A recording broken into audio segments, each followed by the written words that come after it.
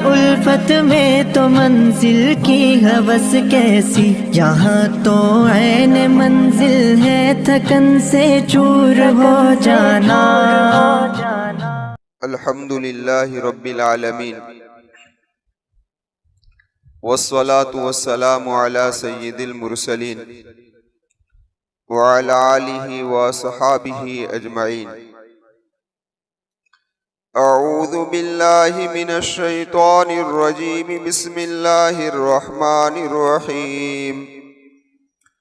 انا انزلناہ فی لیلۃ القدر وما ادراک ما لیلۃ القدر، لیلۃ القدر خیر من الف شہر، تنزل الملائکۃ والروح فیہا بإذن ربہم من کل امر سلام، ہی حتی مطلع الفجر۔ صدق اللہ العظیم۔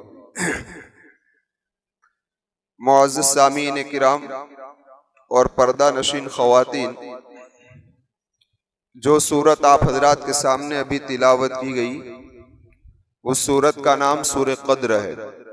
اس سورت کی پہلی ہی آیت کریمہ کے اندر یہ لفظ آیا ہے، اسی مناسبت سے اس سورت کا نام سورہ قدر رکھا ہے۔ اس سورت کے اندر 5 آیت کریمہ ہے اور 30 کلمات ہے اور 121 حروف ہے۔ اس سورت کے نازل ہونے کے بارے میں اختلاف ہے۔ بعض علماء فرماتے ہیں، علامہ واقدی فرماتے ہیں کہ اکثر کا قول یہ ہے کہ یہ سورت مکۃ المکرمہ میں نازل ہوئی ہے، یعنی کہ آپ کی مکی زندگی کے اندر نازل ہوئی ہے۔ حضرت عبداللہ بن عباس رضی اللہ تعالیٰ عنہ، حضرت عبداللہ بن زبیر اور عائشہ صدیقہ رضی اللہ تعالیٰ عنہ فرماتے ہیں کہ یہ سورت پیارے آقا کی مکی زندگی کے اندر نازل ہوئی ہے۔ علامہ واقدی فرماتے ہیں اور اسی طریقے سے علامہ ثعلبی فرماتے ہیں کہ یہ سورت مدینۃ المنورہ کے اندر یعنی مدنی زندگی کے اندر نازل ہوئی ہے۔ لیکن راجح قول اور زیادہ صحیح بات یہی معلوم ہوتی ہے کہ یہ سورت میرے آقا کی مکی زندگی کے اندر نازل ہوئی ہے۔ اب اس سے پہلے جو سورت آپ حضرات کے سامنے پیش کی گئی تھی وہ سورہ علق تھی، اور اس کے پہلے سورت کون سی تھی؟ سورہ 3۔ تو قرآن کریم کی ان سورتوں کے اندر ربط کیا ہے اور جوڑ کیا ہے؟ تو میں نے پہلے عرض کیا تھا، جب سورہ 3 کی تفسیر ہوئی اس وقت میں نے کہا تھا کہ سورہ 3 میں اللہ تبارک و تعالیٰ نے فرمایا کہ ہم نے انسان کو بہترین ڈھانچے کے اندر پیدا کیا ہے۔ پھر اللہ تبارک و تعالیٰ نے انسان کے اندر خیر بھی رکھی اور شر بھی رکھی، دونوں چیزیں رکھ دی، یعنی انسان کا ایک لیول بنایا۔ اب جو انسان اپنے لیول سے آگے بڑھنا چاہیے تو اس کو 2 کام کرنے کے، ایک اپنے علم کے اندر کمال پیدا کرے اور دوسرا اپنے عمل کے اندر کمال پیدا کرے۔ تو سورہ 3 کے اندر یہ مذاکرہ ہوا، اور اس کے بعد سورہ علق کے اندر علم میں کمال کیسے پیدا کیا جائے گا اس کا تذکرہ ہوا۔ اب اس سورت کے اندر عمل کے اندر کمال کیسے پیدا کیا جائے گا اس کا تذکرہ ہوا ہے، تذکرہ ہو رہا ہے۔ تو خیر، کہنے کا مقصد کہ اس صورتوں میں آپس میں اس طریقے سے کیا ہے؟ ربط ہے۔ دیکھیے، عمل میں کمال عبادات سے پیدا ہوتا ہے، اور اس امت کی عمر بہت کم ہے۔ اوسط عمر کتنی ہے بھائی؟ 60 سال کی عمر اس امت کی ہے۔ بہت تو زیادہ زندہ کتنا رہے گا انسان؟ اس کے آگے پیچھے کچھ، اس سے زیادہ نہیں رہتا۔ لیکن اگلی امتوں کی جو عمریں تھی وہ بہت بڑی تھی۔ آپ نے سنا ہے حضرت نوح علیہ السلام نے اپنی قوم پر 950 سال تک تبلیغ کی، اور جب طوفان آ گیا تو طوفان کے بعد بھی آپ 150 سال تک زندہ رہے۔ تو بات صاف ہے کہ جو وہ امت عبادتیں کرے گی یہ امت تو نہیں کر سکے گی۔ اس لیے اللہ تبارک و تعالیٰ نے اس امت کے لیے چند موقع عنایت فرمائے۔ ان میں سے ایک موقع جمعہ کا ہے، دوسرا موقع شب برات کا ہے، اور سب سے اہم موقع اگر کوئی ہے تو شب قدر کا ہے۔ کون سا ہے بھائی؟ شب قدر کا ہے۔ اللہ ہمیں نصیب فرما دے اور اللہ اس کی قدر کرنے کی ہمیں توفیق عطا فرما دے۔ اس لیے فرمایا کہ جو آدمی شب قدر کی قدر کر لے گا اس کے اندر عبادت کر لے گا تو اس کو کتنے سال کی عبادت کا ثواب ملے گا؟ 83 سال 4 مہینے کی عبادت کا ثواب ملے گا۔ اب اندازہ لگاؤ ہم اپنی زندگی میں صرف 10 مرتبہ شب قدر کو حاصل کر لیں تو کتنے سال کی عبادت کا ثواب جڑ جائے گا۔ تو اس سے اس رات کی اہمیت اور فضیلت معلوم ہوتی ہے۔ دوسری بات یہ ہے کہ اسی رات کو اللہ تبارک و تعالیٰ نے قرآن کریم کو نازل فرمایا۔ اسی لیے علماء نے لکھا ہے کہ شب قدر کی جو اہمیت ہے وہ قرآن کے نازل ہونے کی وجہ سے، اس رات میں قرآن نازل ہوا ہے، اس وجہ سے شب قدر کی کیا ہے بھائی؟ اہمیت ہے، کیونکہ اللہ کا کلام ہے، یہ اللہ کی صفت ہے، اور صفت اور موصوف کا درجہ یکساں ہوتا ہے۔ سمجھ میں آئے بات؟ یعنی جس کی صفت بیان کی جائے اور صفت دونوں میں درجہ یکساں ہوتا ہے تو یہ اللہ کا کلام ہے۔ تو اس اللہ کے کلام کو اللہ تبارک و تعالیٰ نے اس رات کے اندر نازل فرمایا، اس لیے اس رات کی اہمیت بڑھ گئی۔ اور اللہ تبارک و تعالیٰ نے اپنے کلام کو کون سے مہینے میں نازل فرمایا بھائی؟ رمضان المبارک کے اندر نازل فرمایا، اس لیے رمضان کی اہمیت بھی بڑھ گئی۔ اس لیے میں نے آپ سے اس سے پہلے عرض کیا تھا کہ رمضان کی کسی بھی رات میں یعنی کہ سورج کے غروب ہونے کے بعد سب سے پہلے وحی محمد رسول اللہ صلی اللہ علیہ وسلم پر نازل ہوئی۔ اور میں نے سورہ علق کی تفسیر میں آپ حضرات کے سامنے پیش کیا تھا کہ رمضان کی تاریخ کے بارے میں کہ کون سی رات کو سورہ اقرا کی ابتدائی 5 آیت کریمہ نازل ہوئی، اس میں 3 قول نقل کیے تھے۔ ایک قول یہ کیا تھا کہ 7 رمضان کو، دوسرا 17 کو، اور تیسرا 24 کو۔ تو آج کون سی رات ہے؟ آج 17ویں رات ہے۔ آج کون سی رات ہے؟ آج 17ویں رات ہے۔ تو راج قول بھی یہی ہے کہ قرآن کریم کی پہلی آیت کریمہ جو نازل ہوئی اور 17ویں رات کو نازل ہوئی، اور یہی وہ رات ہے جس رات کو محمد رسول اللہ صلی اللہ علیہ وسلم نے بدر کے میدان کے اندر دعا فرمائی تھی۔ اور دوسرے دن کیا ہوا تھا؟ غزوہ بدر پیش آیا تھا۔ تو ہمیں بھی چاہیے کہ جس طریقے سے آقا مکی و مدنی محمد رسول اللہ صلی اللہ علیہ وسلم جب دشمن اسلام سے سب سے پہلا معرکہ ہے تو رات کو دعا کر رہے ہیں، اور صبح میں یہ معرکہ پیش آ رہا ہے اور مسلمانوں کو فتح نصیب ہو رہی ہے۔ تو آج ہمارا دشمن بھی ہمارے سامنے بالکل کھول کر آ گیا ہے اور شدت سے ہماری مخالفت کر رہا ہے۔ ہمیں چاہیے کہ ہمیں بھی آج رات دعا کریں، انشاءاللہ اللہ اس کو بھی شکست عطا فرمائے گا اور اللہ ہمیں فتح نصیب فرمائے گا۔ انشاءاللہ ضرور فتح آئے گی اور ان دشمنان اسلام کو ضرور شکست نصیب ہوگی۔ خیر، میں عرض یہ کر رہا تھا کہ قرآن کریم رمضان کی کسی بھی رات کو نازل ہوا ہے، اس کی ابتدائی آیتیں اور رات جو بھی ہو، لیکن کہنے کا مقصد یہ ہے کہ رمضان کی اہمیت جو ہے وہ قرآن کے نازل ہونے کی وجہ سے، اور لیلۃ القدر کو بھی جو اتنی اہمیت حاصل ہوئی ہے وہ کس وجہ سے ہوئی ہے بھائی؟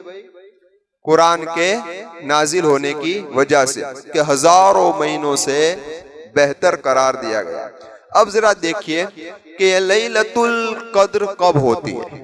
مسئلہ یہ ہے کہ یہ کب ہے، تو جن لوگوں نے فضائل اعمال کی تعلیم سن رکھی ہے ان کے نزدیک تو کوئی نئی بات نہیں، لیکن جن لوگوں نے فضائل اعمال کی تعلیم نہیں سنتے ان کو میں مخاطب بناتا ہوں کہ اس کے بارے میں 50 اقوال ہیں۔ کتنے قول ہیں؟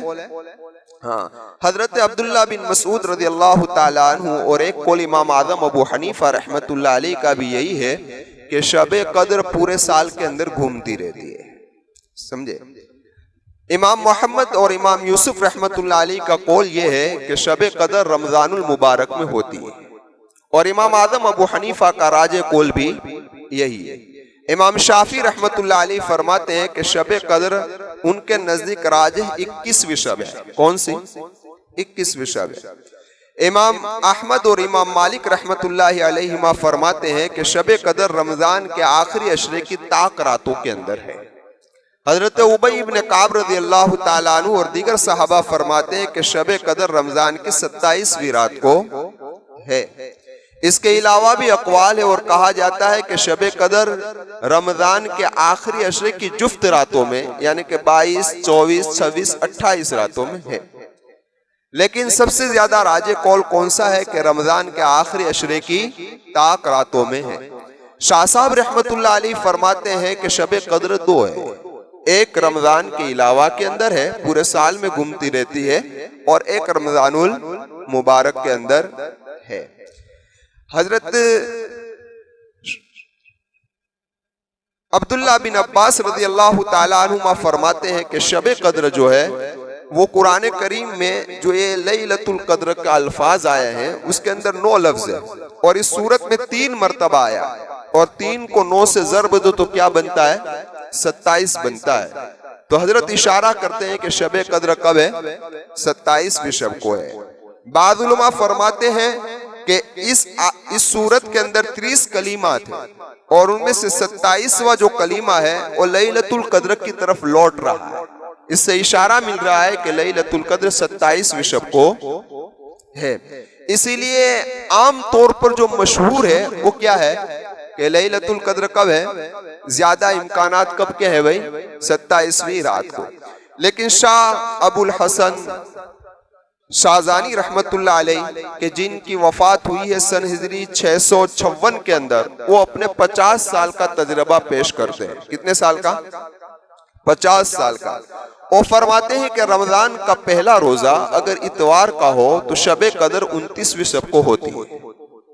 رمضان کا پہلا روزہ اگر پیر کو ہو یعنی سوموار کو ہو تو شب قدر 21ویں شب کو ہوتی ہے۔ رمضان کا پہلا روزہ اگر منگل یا جمعرات کو ہو تو شب قدر 27ویں شب کو ہوتی ہے، اور رمضان کا پہلا روزہ بدھ اور جمعہ کو ہو تو شب قدر 23ویں شب کو ہوتی ہے، اور رمضان کا پہلا روزہ اگر جمعرات کا ہو تو شب قدر 25ویں شب کو ہوتی ہے۔ اب آپ کو یاد تو نہیں رہا ہوگا، ہے نا؟ یاد تو نہیں رہا ہوگا، لیکن میں ہر وقت کہتا ہوں آپ سے کسی بھی چیز کی ایک چابی بنا لو، تاکہ چابی ہوگی تو تالا کھولنا آسان ہو جائے۔ تو ہم اس کی چابی بناتے ہیں۔ اب اس کی چابی کیا بنانی ہے؟ ہمیں صرف اتوار یاد رکھنا ہو۔ اتوار کا یاد رکھنا کوئی مشکل ہے کیونکہ اتوار کے دن چھٹی ہوتی ہے، سمجھ میں آئی بات؟ ہم اتوار سے لیں گے کہ اتوار ہے تو سب سے آخری رات کو اٹھائیں گے، 29ویں اٹھا لیا۔ اس کے بعد کون سا آتا ہے؟ پیر، سوموار۔ سوموار آئے گی تو پہلی رات کو اٹھائیں، پہلے سے پہلے کو لیں گے تو 21 ہو گئے۔ اس کے بعد کیا آیا؟ منگل۔ اب منگل کے ساتھ ایک دن ملانا ہے تو درمیان میں ایک دن کا گیپ کر دینا ہے، تو منگل آیا تو بدھ نکل گیا تو کیا رہے گا؟ جمعرات آئے گا نا۔ تو منگل اور جمعرات تو پھر نیچے جائیں گے، نیچے سے دوسری اٹھائیں گے، 27۔ اب آیا کیا؟ بدھ۔ کیا آیا؟ بدھ آیا، تو بدھ میں سے پھر ایک دن نکال ڈالیں گے، جمعرات کو نکالیں گے تو بدھ اور جمعہ کو لیں گے، تو اوپر سے پھر دوسری لیں گے تو کیا آئی؟ 23۔ یعنی ڈسکو کرنا ہے، پہلے اوپر پھر نیچے، نیچے اوپر، اور پھر اب جمعرات بچا تو درمیان کی لے لی، کون سے آ گئے؟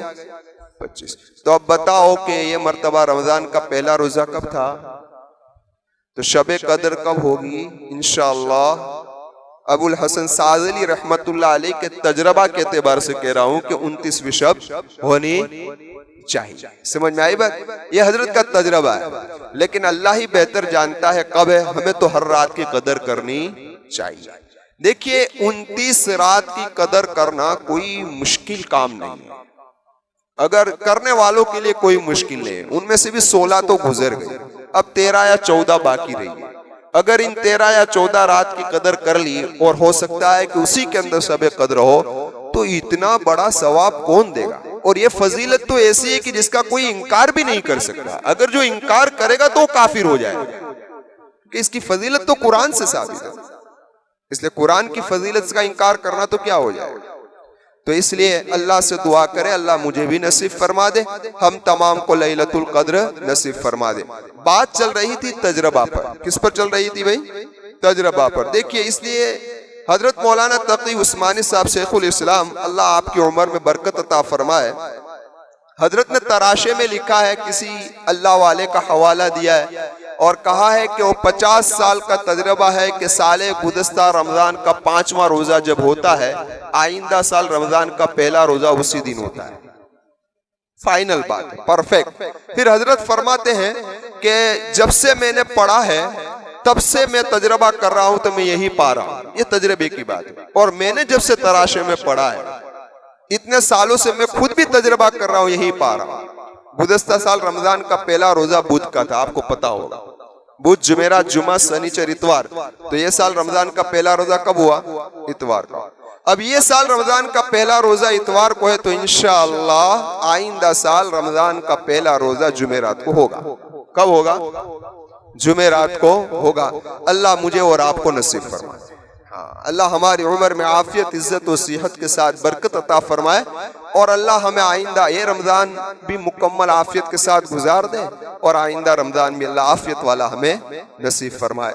تو خیر، یہ لیلۃ القدر کے بارے میں کہ کب ہے، اس کے بارے میں اب دیکھیے کہ قرآن کریم کے مطالعے سے اتنی بات تو صاف معلوم ہوتی ہے کہ لیلۃ القدر رمضان میں، اس لیے کہ اللہ تبارک و تعالیٰ اس صورت میں فرماتے ہیں کہ انا انزلناہ فی لیلۃ القدر، ہم نے قرآن کو لیلۃ القدر میں نازل کیا۔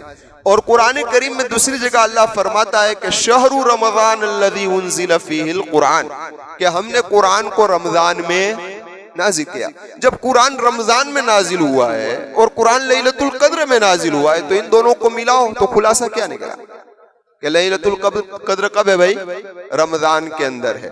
اب بات یہ ہے کہ اللہ تبارک و تعالیٰ نے اس رات کو پوشیدہ کیوں رکھا بھائی؟ ظاہری کر دیتے، فکس کر دیتے کہ یہ رات فکس ہے۔ اس کی بھی وجوہات ہے، علماء نے کئی وجوہات بیان کی، آپ نے فضائل اعمال میں بھی پڑھا ہوگا، لیکن جن لوگوں نے نہیں پڑھا وہ لوگ سن لیں۔ ایک وجہ تو یہ ہے اس کی ظاہر نہ کرنے کی کہ بھئی جس طریقے سے اللہ تبارک و تعالیٰ نے قیامت کی گھڑی کو چھپایا اور اللہ تبارک و تعالیٰ نے موت کی گھڑی کو چھپایا، اسی طریقے سے اللہ نے اس رات کو بھی چھپایا کہ جو چیز قیمتی ہوتی نا اس کو چھپائی جاتی ہے۔ کیا کی جاتی ہے بھائی؟ اس کو چھپائی جاتی کہ لوگ اس کی تلاش کریں اور تلاش کرتے کرتے اس کو پالے۔ تو یہ قیمتی چیز تھی تو اللہ تبارک و تعالیٰ نے چھپایا کہ لوگ ایک رات متعین کر دی جائے گی تو ابھی ایک ہی رات کو چوٹ پڑیں گے، باقی راتوں کی قدر کریں گے نہیں۔ تو اس رات کی تلاش میں وہ پورے رمضان کی قدر کریں، اس لیے اللہ تبارک و تعالیٰ نے اس رات کو چھپایا۔ دوسری وجہ علماء نے بیان فرمائی کہ اگر فکس اور متعین ہو جاتی تو نیک لوگ تو وہ کام کرتے کہ اچھی طریقے سے اس رات کو گزار دیتے اور ثواب کو حاصل کرتے، لیکن کچھ بدبخت ایسے بھی ہوتے کہ انہیں پتا بھی ہوتا کہ آج لیلۃ القدر ہے، اس کے بعد بھی وہ گناہوں میں اپنی زندگی گزارتے۔ تو جس طریقے سے اس رات میں عبادت کرنے والا ہزاروں مہینوں کا ثواب پاتا ہے، اسی طریقے سے اس رات میں گناہ کرنے والا بھی ہزاروں مہینوں کے گناہوں کا وبال اپنے اوپر لیتا ہے۔ سمجھ میں آئی بات؟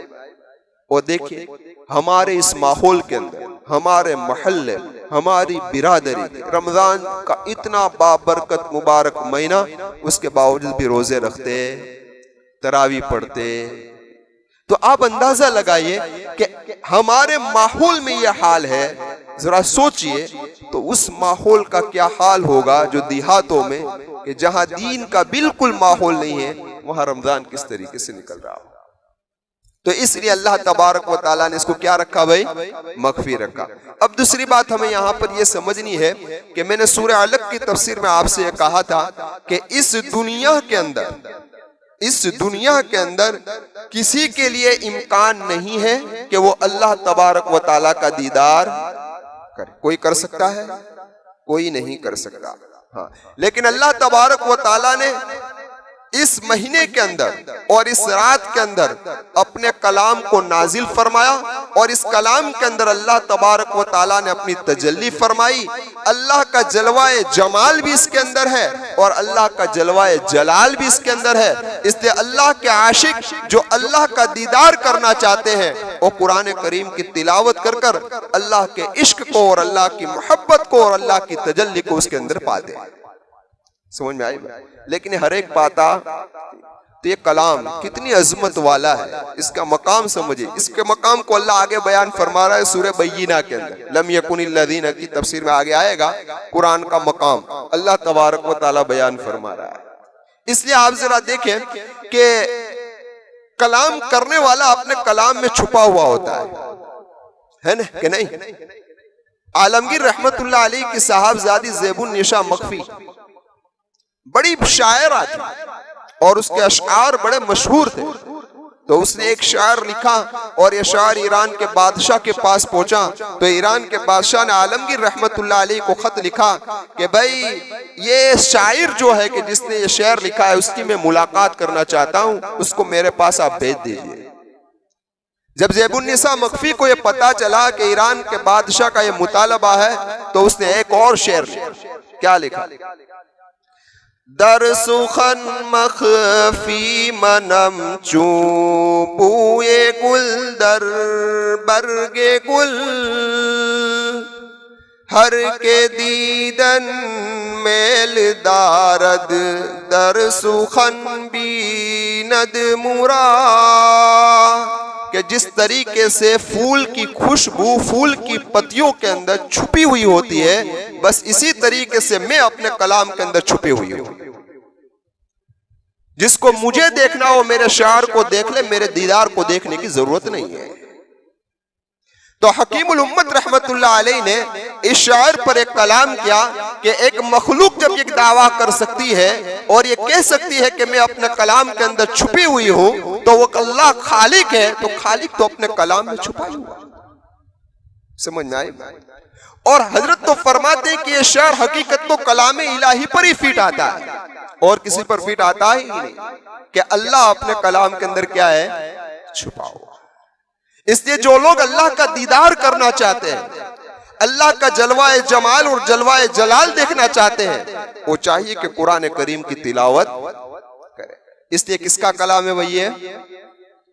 جب اللہ کا کلام ہے تو مزہ لے لے کر پڑھنا چاہیے کہ نہیں؟ ہاں, اس لیے حافظوں کو چاہیے کہ تراویح کے اندر یعلمون تعلمون کرے نہیں بلکہ اچھی طریقے سے سنائے. سنانے والا بھی یہ سمجھے کہ میں اللہ کا کلام سنا رہا ہوں, اور پیچھے سننے والے بھی یہ سمجھے کہ میں اللہ کا کلام سن رہا ہوں. کیا سن رہا ہوں؟ اللہ کا کلام. اس لذت کے ساتھ اور اس محبت کے ساتھ سنیں گے تو انشاءاللہ دل پر اثر کرے گا. لیکن آج اس کلام کے ساتھ ہمارا کیا حال ہے؟ آج جتنی ہم نے اس کی بے ادبی کی ہے, شاید اتنی اس کی بے ادبی کوئی اور نہیں کر رہا ہو, ہے نا. اگر کوئی غیر بے ادبی کرتا ہے تو ہم شور مچا دیتے ہیں, لیکن ہم خود کرتے ہیں تو کسی کو کہنے جاتے ہیں. کیا حال ہے اس کلام؟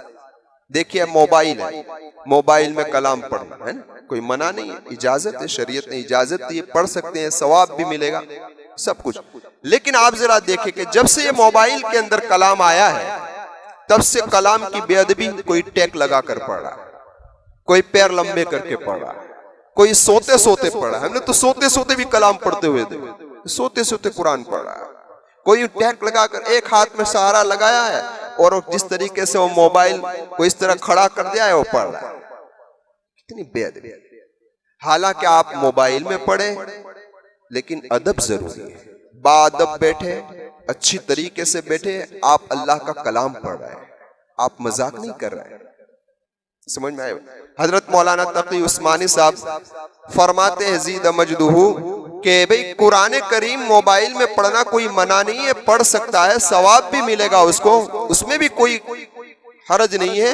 لیکن حضرت نے فرمایا کہ بغیر ضرورت کے موبائل میں نہیں پڑھنا چاہیے. ہاں قرآن ہے, مسجدوں میں رکھے ہوئے ہیں, قرآن میں پڑھیے.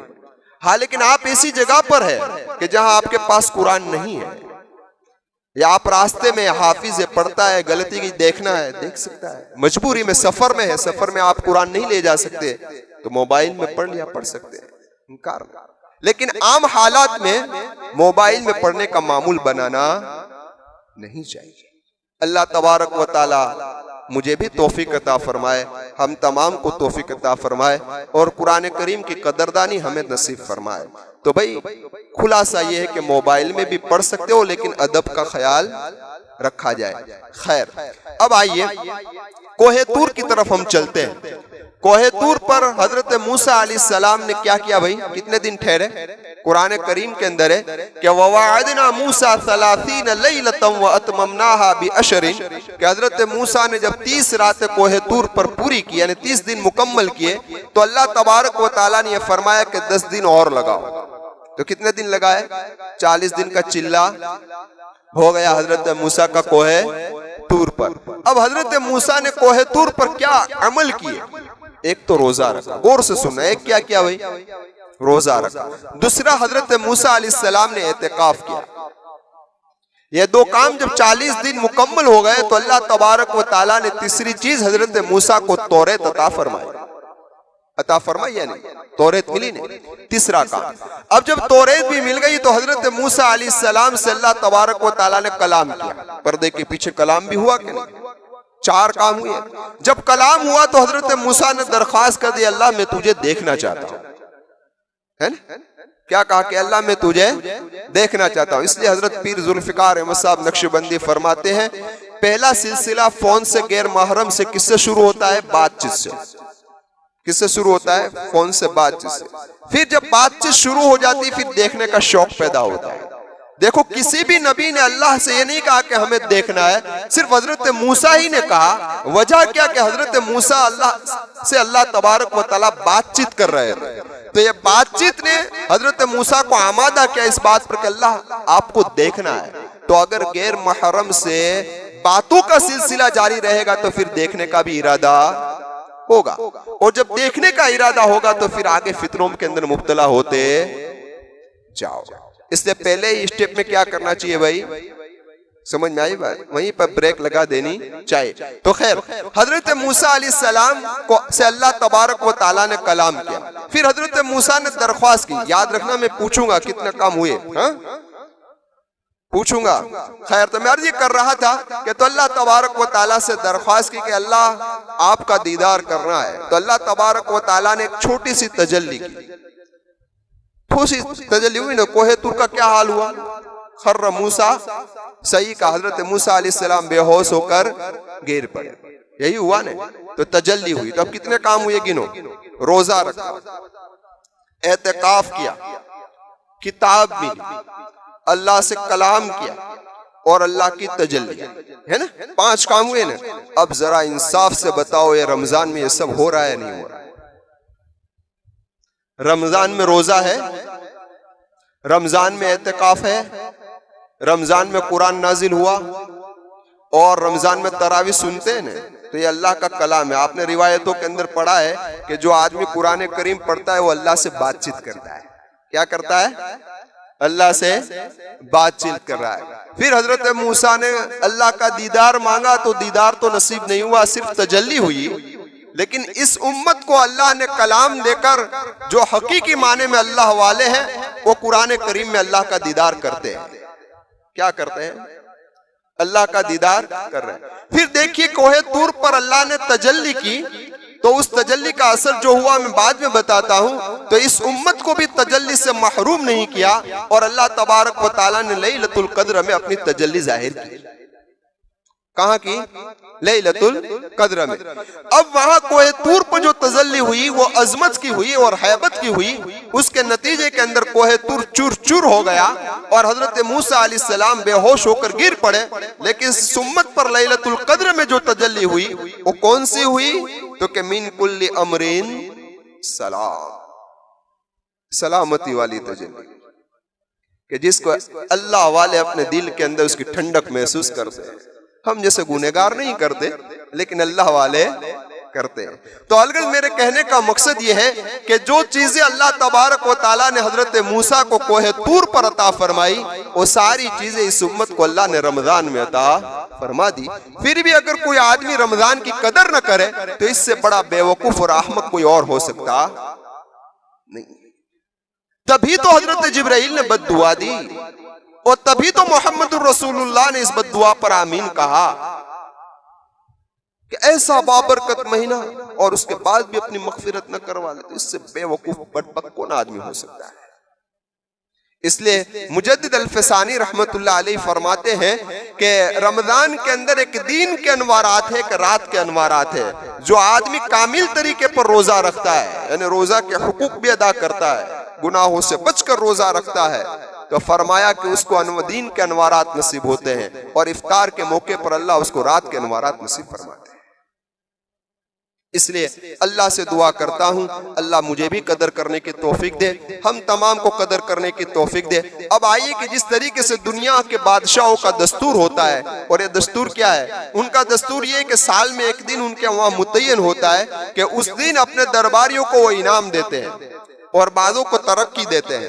تو اللہ تو بادشاہوں کا بادشاہ ہے، تو اس کے وہاں بھی ایک رات متعین ہے، اور وہ رات لیلۃ القدر کی ہے، کہ جس رات میں اللہ اپنے بندوں پر انعامات کرتے ہیں، انعامات دیتے ہیں، اور بعضوں کو اونچے مقام تک پہنچا دیتے ہیں۔ او گنہگار کہ جس کے گناہوں پر اپنی ندامت ہو چکی اور پکے سچے دل سے اس رات میں توبہ کرتا ہے، تو بھائی نبوت کا دروازہ بند ہوا ہے، ولایت کا دروازہ بند نہیں ہوا۔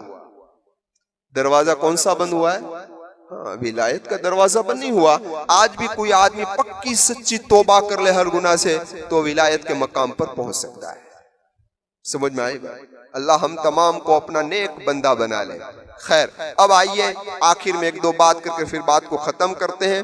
قرآن کریم میں سورہ دخان میں ہے کہ اِنَّا أَنزَلْنَاهُ فِي لَيْلَةٍ مُبَارَكَةٍ، کہ ہم نے قرآن کریم کو لیلہ مبارکہ میں نازل فرمایا۔ تو بعض علماء فرماتے کہ لیلۃ المبارکہ سے بھی لیلۃ القدر مراد ہے، تب تو کوئی اختلاف ہے ہی نہیں، پورا ہوا، بات ختم ہو گئی۔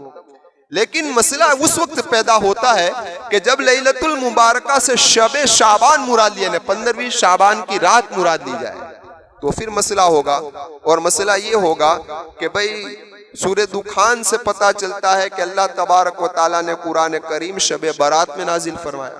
اس سورت سے پتہ چلتا ہے کہ اللہ تبارک و تعالیٰ نے قرآن کریم لیلۃ القدر میں نازل فرمایا، اور سورہ بقرہ سے پتہ چلتا ہے کہ اللہ تبارک و تعالیٰ نے قرآن کریم رمضان المبارک میں نازل فرمایا۔ تو پھر ان ساری آیتوں میں تعارض ہو رہا ہے، تو اس کا جواب کیا؟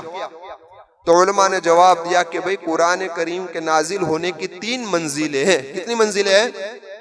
ایک ہے کہ قرآن کے نازل ہونے کا فیصلہ کیا گیا، جس طریقے سرکار بل پاس کرتے ہیں نا، تو پہلے بل پاس ہوتا ہے اور اس کے بعد عمل میں آتا ہے۔ تو قرآن کریم کے نازل ہونے کا فیصلہ اللہ تبارک و تعالیٰ نے 15ویں شعبان کی رات کو کیا، اور قرآن کریم کو لوح محفوظ سے لے کر بیت العزت، یعنی جس کو بیت المعمور پہلے آسمان میں ایک جگہ ہے، وہاں پر اس کا نزول ہوا، یہ لیلۃ القدر میں ہوا۔ سمجھ میں آئی بات؟ اور وہاں سے 23 سال کے عرصے کے اندر پیارے آقا و مولا محمد رسول اللہ صلی اللہ علیہ وسلم پر تھوڑا تھوڑا جو نازل ہوا، اور اس کی ابتدا جو اقرأ بسم سے ہوئی وہ رمضان المبارک میں ہوئی، شہر رمضان الذی انزل فیہ القرآن۔ تو اب ساری چیزوں میں کیا ہو گئی؟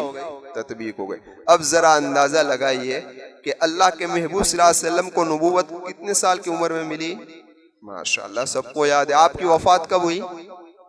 63 سال کی عمر، برابر ہے؟ تو کتنے سال؟ نبوت 23 سال ہے، 23 سال ہوئے نا۔ اب ذرا دیکھیے، آپ ذرا غور کیجئے کہ کسی نبی پر حضرت جبرائیل 1 مرتبہ وحی لے کر آئے، کسی نبی پر 3 مرتبہ، کسی نبی پر 6 مرتبہ، کسی نبی پر 30 مرتبہ، کسی نبی پر 360 مرتبہ۔ قربان جائے محمد رسول اللہ صلی اللہ علیہ وسلم پر کہ 23 سال کے عرصے میں حضرت جبرائیل 24,000 مرتبہ وحی لے کر آئے۔ کتنی مرتبہ؟ 24,000 مرتبہ وحی لے کر آئے۔ اور جب حجۃ الوداع کے موقع پر یہ آیت کریمہ نازل ہوئی، اليوم اکملت لکم دینکم واتممت علیکم نعمتی ورضیت لکم الاسلام دینا، اس کے بعد میرے محبوب 80 سے 82 دن تک زندہ رہے۔ تو سب سے یہ 2 چیزیں یاد کر لو۔ سب سے آخر کے اندر جو سورت نازل ہوئی ہے وہ اذا جاء نصر اللہ والفتح نازل ہوئی، سب سے آخری سورت۔ اب دیکھیے یہ سورت، اور سب سے آخر میں جو آیت نازل ہوئی ہے وہ آیت ہے وَاتَّقُوا يَوْمًا تُرْجَعُونَ فِيهِ إِلَى اللَّهِ، یہ سب سے آخری آیت نازل ہوئی۔ اب ذرا غور کریں، اب سوچیے کہ سب سے آخر کے اندر جو سورت نازل ہوئی اس کے اندر کیا کہا گیا کہ میرے محبوب آپ کی وفات کا وقت قریب ہے، لہذا آپ استغفار کیجئے، اللہ کی تسبیح بیان کیجئے، فسبح بحمد ربک واستغفر، یعنی اب آخرت کی فکر کے اندر لگ جائیے۔ قرآن کی آخری سورت ہمیں آگاہ کر رہی ہے کہ اے کائنات میں بسنے والی انسانیت، تم اس دنیا کے اندر ہمیشہ رہنے کے لیے نہیں آئے اور اس دنیا کی مزہ اور مستی لینے کے لیے نہیں آئے، تم تو اصل آخرت کی تیاری کے لیے آئے ہو، آخرت کی تیاری میں لگ جاؤ، یہ اصل چیز ہے۔ اسی لیے اس سورت کے نازل ہونے کے بعد ماں عائشہ صدیقہ رضی اللہ تعالیٰ عنہ فرماتی ہے، نبی کریم صلی اللہ علیہ وسلم اپنی ہر نماز کے اندر، ہر رکوع اور ہر سجدے میں یہ دعا پڑھا کرتے تھے، سبحانک اللہم ربنا وبحمدک اللہم اغفر لی۔ ہاں، تسبیح بھی آ گئی، تحمید بھی آ گئی، استغفار بھی آ گئی، اللہم اغفر لی۔ تو ہم بھی عمر کے کافی حصے میں پہنچ چکے ہیں، 50 سال 60 سال، موت کے قریب ہم بھی جا رہے ہیں، تو ہمیں بھی ان 3 چیزوں کا اہتمام کرنا چاہیے، توبہ، استغفار کرنا چاہیے، تسبیح کرنی چاہیے، تحمید کرنی چاہیے۔ اب ذرا دیکھیے گا قرآن کریم کی جو آخری آیت کریمہ نازل ہوئی اس میں بھی کیا کہا کہ وَاتَّقُوا، ڈرو، یومن، اس دین سے، ترجعون فیہ الی اللہ، کہ جس دن میں تمام کو اللہ کی طرف لوٹنا ہے۔ یہاں معاملہ صاف رکھو، معاملات صاف رکھو، سب کچھ صاف رکھو، تمہیں لوٹنا ہے، اس میں بھی آخرت کی فکر ہے۔ اس لیے مجھے اور آپ کو چاہیے کہ ہم اپنی اس دنیا کی مستی میں مبتلا نہ رہے، بلکہ ہم آخرت کی فکر کریں۔ اللہ مجھے بھی توفیق عطا فرمائے، ہم تمام کو توفیق عطا فرمائے۔ تو اس سورت کے متعلق جو ابتدائی باتیں تھی وہ میں نے آج کی مجلس میں پیش کی، انشاءاللہ آئندہ کل ان 5 آیت کریمہ کی تشریح پیش کروں گا۔ آمین وآخر دعوانا ان الحمدللہ رب العالمین، سبحان اللہ وبحمدہ، سبحانک اللہم وبحمدک، ونشہد ان لا الہ الا انت، نستغفرک ونتوب الیک۔